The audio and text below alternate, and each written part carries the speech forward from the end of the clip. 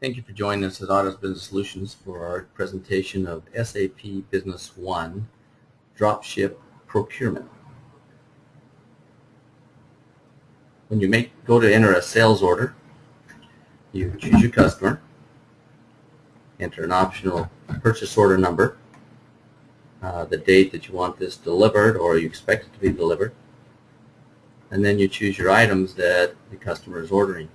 And you notice in this in SAP Business One, you can multiple select with the control key or shift key.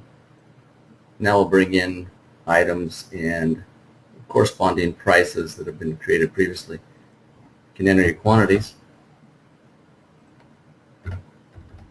and then I can look up quickly to see if I have enough available, and you'll see that I'm entering these part numbers have availability in Warehouse 2.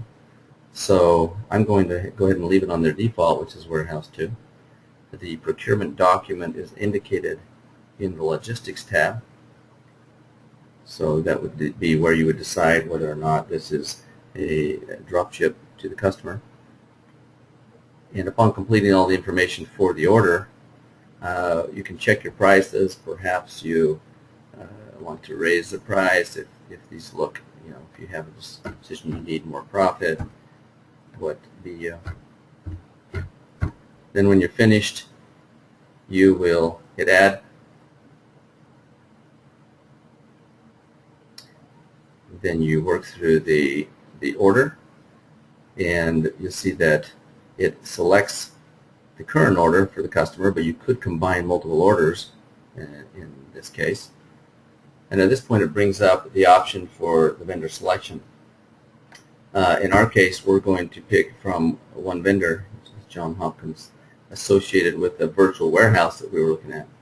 And you'll see that if I want, I can change the price. I'll just pull a price that's associated with this vendor in my price list. And so we'll just go to the next step, which allows you to choose a different method of consolidation if you want something other than the vendor. And upon final review, when you go to the next step, it will actually create the purchase order. And you can see that purchase order here. And you'll see that the lines look very similar to the original sales order.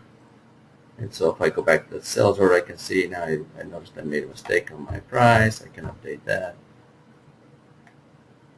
And you'll see that in the purchase order, you have a reference to the sales order. But one of the nice things about SAP is you can actually, if somebody pulls up this sales order later, you can actually show a relationship map. And assuming that I don't know this purchase order is there, it will show you everything related to this order. The purchase order is used to procure the product, the customer, and the vendor. I can drill down to my purchase order from that screen as well. And that relationship map is also available from the purchase order, so you can go either way, so that you do not lose track of what's being handled where.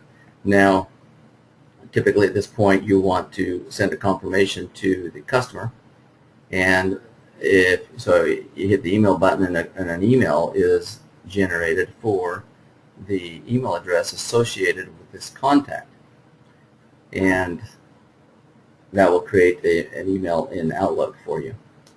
You can also do the same thing on the purchasing side for the vendor. If I open up my purchase order and I hit the email button, now these emails can be sent in batch. They can be scheduled as well to be sent at a later time. So if you want to batch all orders placed for the day at a certain time of day, you can schedule that. So you'll notice that now if I go to my draft folder of SAP or in my Outlook, you'll see the sales order attached to the customer's email with his address, and you'll see the purchase order attached to an email for the vendor.